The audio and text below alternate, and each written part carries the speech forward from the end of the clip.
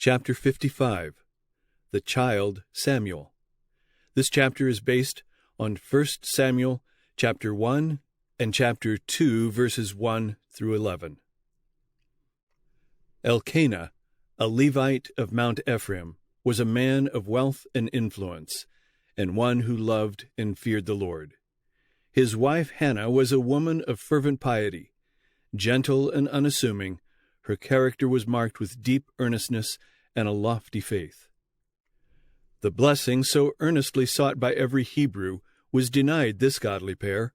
Their home was not gladdened by the voice of childhood, and the desire to perpetuate his name led the husband, as it had led many others, to contract a second marriage. But this step, prompted by a lack of faith in God, did not bring happiness. Sons and daughters were added to the household, but the joy and beauty of God's sacred institution had been marred, and the peace of the family was broken. Peninnah, the new wife, was jealous and narrow-minded, and she bore herself with pride and insolence. To Hannah, hope seemed crushed, and life a weary burden, yet she met the trial with uncomplaining meekness. Elkanah faithfully observed the ordinances of God. The worship at Shiloh was still maintained, but on account of irregularities in the ministration, his services were not required at the sanctuary to which, being a Levite, he was to give attendance. Yet he went up with his family to worship and sacrifice at the appointed gatherings.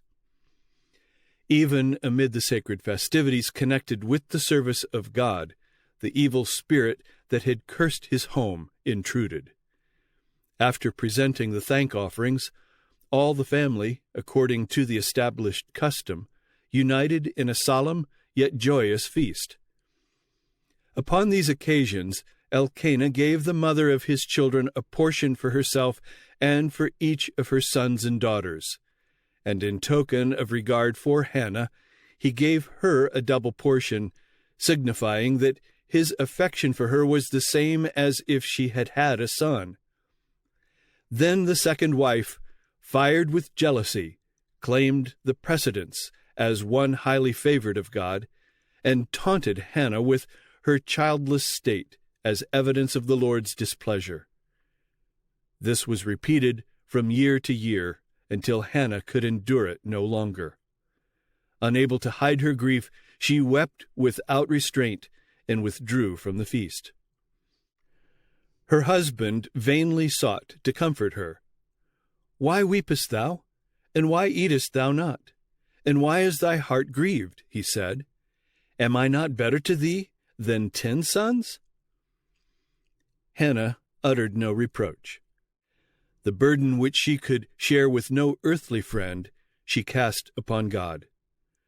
Earnestly she pleaded that he would take away her reproach and grant her the precious gift of a son to nurture and train for him. And she made a solemn vow that if her request were granted, she would dedicate her child to God even from its birth. Hannah had drawn near to the entrance of the tabernacle, and in the anguish of her spirit she prayed and wept sore. Yet she communed with God in silence, uttering no sound. In those evil times, such scenes of worship were rarely witnessed. Irreverent feasting and even drunkenness were not uncommon, even at the religious festivals, and Eli the high priest, observing Hannah, supposed that she was overcome with wine. Thinking to administer a deserved rebuke, he said sternly, "How long wilt thou be drunken? Put away thy wine from thee." Pained and startled, Hannah answered gently, "No, my lord, I am a woman of a sorrowful spirit. I have drunk neither wine nor strong drink, but have poured out my soul before the Lord. Count not thine handmaid for a daughter of Belial. For out of the abundance of my complaint and grief have I spoken hitherto." The high priest was deeply moved, for he was a man of God, and in place of rebuke he uttered a blessing. "Go in peace, and the God of Israel grant thee thy petition that thou hast asked of him." Hannah's prayer was granted. She received the gift for which she had so earnestly entreated. As she looked upon the child, she called him Samuel, asked of God. As soon as the little one was old enough to be separated from his mother, she fulfilled her vow. She loved her child with all the devotion of a mother's heart. Day by day, as she watched his expanding powers and listened to his childish prattle, her affections entwined about him more closely. He was her only son, the special gift of heaven, but she had received him as a treasure consecrated to God, and she would not withhold from the giver his own. Once more Hannah journeyed with her husband to Shiloh and presented to the priest, in the name of God, her precious gift, saying, "For this child I prayed, and the Lord hath given me my petition which I asked of him. Therefore also I have lent him to the Lord. As long as he liveth, he shall be lent to the Lord." Eli was deeply impressed by the faith and devotion of this woman of Israel. Himself an overindulgent father, he was awed and humbled as he beheld this mother's great sacrifice in parting with her only child, that she might devote him to the service of God. He felt reproved for his own selfish love, and in humiliation and reverence he bowed before the Lord and worshipped. The mother's heart was filled with joy and praise, and she longed to pour forth her gratitude to God. The spirit of inspiration came upon her, and Hannah prayed and said, "My heart rejoiceth in the Lord. Mine horn is exalted in the Lord. My mouth is enlarged over mine enemies, because I rejoice in thy salvation. There is none holy as the Lord, for there is none beside thee. Neither is there any rock like our God. Talk no more so exceeding proudly. Let not arrogancy come out of your mouth. For Jehovah is a God of knowledge, and by him actions are weighed. The Lord killeth and maketh alive. He bringeth down to the grave and bringeth up.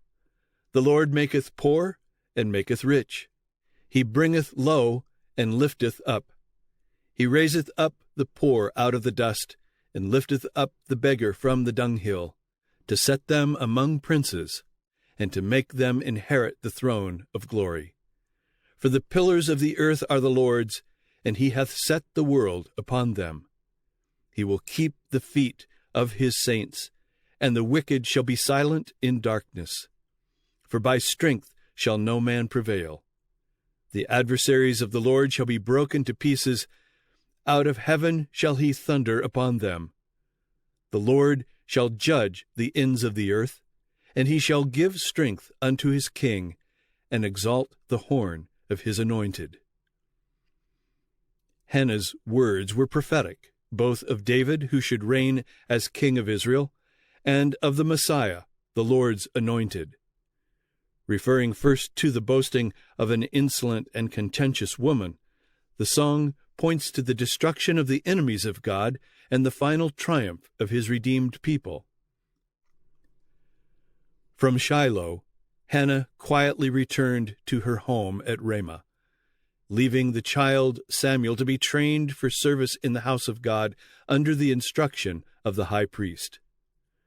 From the earliest dawn of intellect, she had taught her son to love and reverence God, and to regard himself as the Lord's.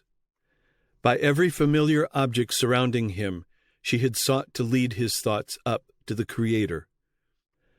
When separated from her child, the faithful mother's solicitude did not cease. Every day he was the subject of her prayers. Every year she made with her own hands a robe of service for him, and as she went up with her husband to worship at Shiloh, she gave the child this reminder of her love. Every fiber of the little garment had been woven with a prayer that he might be pure, noble, and true. She did not ask for her son worldly greatness, but she earnestly pleaded that he might attain that greatness which heaven values, that he might honor God and bless his fellow men. What a reward was Hannah's, and what an encouragement to faithfulness is her example. There are opportunities of inestimable worth, interests infinitely precious committed to every mother. The humble round of duties which women have come to regard as a wearisome task should be looked upon as a grand and noble work. It is the mother's privilege to bless the world by her influence, and in doing this she will bring joy to her own heart. She may make straight paths for the feet of her children through sunshine and shadow to the glorious heights above. But it is only when she seeks in her own life to follow the teachings of Christ that the mother can hope to form the character of her children after the divine pattern. The world teems with corrupting influences. Fashion and custom exert a strong power over the young. If the mother fails in her duty to instruct, guide, and restrain, her children will naturally accept the evil and turn from the good. Let every mother go often to her Savior with the prayer, "Teach us, how shall we order the child, and what shall we do unto him?" Let her heed the instruction which God has given in his word, and wisdom will be given her as she shall have need. The child Samuel grew on, and was in favor both with the Lord and also with men. Though Samuel's youth was passed at the tabernacle devoted to the worship of God, he was not free from evil influences or sinful example. The sons of Eli feared not God, nor honored their father. But Samuel did not seek their company nor follow their evil ways. It was his constant endeavor to become what God would have him. This is the privilege of every youth. God is pleased when even little children give themselves to his service. Samuel had been placed under the care of Eli, and the loveliness of his character drew forth the warm affection of the aged priest. He was kind, generous, obedient, and respectful. Eli, pained by the waywardness of his own sons, found rest and comfort and blessing in the presence of his charge. Samuel was helpful and affectionate, and no father ever loved his child more tenderly than did Eli this youth. It was a singular thing that between the chief magistrate of the nation and the simple child so warm an affection should exist. As the infirmities of age came upon Eli, and he was filled with anxiety and remorse by the profligate course of his own sons, he turned to Samuel for comfort. It was not customary for the Levites to enter upon their peculiar services until they were 25 years of age. But Samuel had been an exception to this rule. Every year saw more important trusts committed to him, and while he was yet a child, a linen ephod was placed upon him as a token of his consecration to the work of the sanctuary. Young as he was when brought to minister in the tabernacle, Samuel had even then duties to perform in the service of God, according to his capacity. These were at first very humble and not always pleasant, but they were performed to the best of his ability and with a willing heart. His religion was carried into every duty of life. He regarded himself as God's servant, and his work as God's work. His efforts were accepted because they were prompted by love to God and a sincere desire to do his will. It was thus that Samuel became a co-worker with the Lord of heaven and earth, and God fitted him to accomplish a great work for Israel. If children were taught to regard the humble round of everyday duties as the course marked out for them by the Lord, as a school in which they were to be trained to render faithful and efficient service, how much more pleasant and honorable would their work appear? To perform every duty as unto the Lord throws a charm around the humblest employment and links the workers on earth with the holy beings who do God's will in heaven. Success in this life, success in gaining the future life, depends upon a faithful, conscientious attention to the little things. Perfection is seen in the least, no less than in the greatest of the works of God. The hand that hung the worlds in space is the hand that wrought with delicate skill the lilies of the field. And as God is perfect in his sphere, so we are to be perfect in ours. The symmetrical structure of a strong, beautiful character is built up by individual acts of duty. And faithfulness should characterize our life in the least as well as in the greatest of its details. Integrity in little things, the performance of little acts of fidelity and little deeds of kindness, will gladden the path of life. And when our work on earth is ended, it will be found that every one of the little duties faithfully performed has exerted an influence for good, an influence that can never perish. The youth of our time may become as precious in the sight of God as was Samuel. By faithfully maintaining their Christian integrity, they may exert a strong influence in the work of reform. Such men are needed at this time. God has a work for every one of them. Never did men achieve greater results for God and humanity than may be achieved in this our day by those who will be faithful to their God-given trust.